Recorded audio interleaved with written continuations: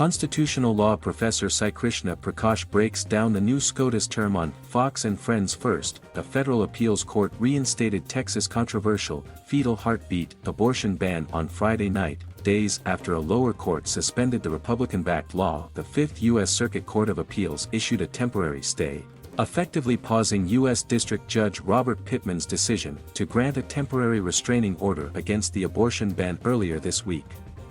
Texas Attorney General Ken Paxton, a Republican, had appealed the lower court's decision. Great news tonight, the Fifth Circuit has granted an administrative stay on #SB8. "I will fight federal overreach at every turn," Paxton wrote on Twitter after the decision.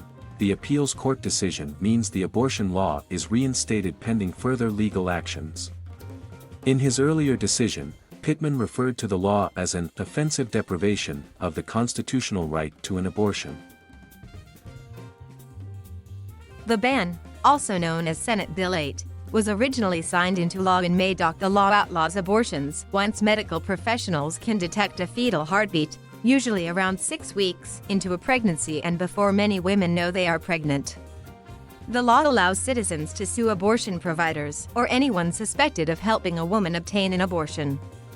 The Associated Press contributed to this report. Thank you for watching. Please subscribe